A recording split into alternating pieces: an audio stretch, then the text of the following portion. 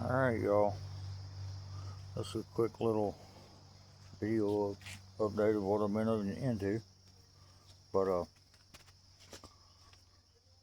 finally got moved up here to my new place and starting on a new project. Building a cab for my tractor.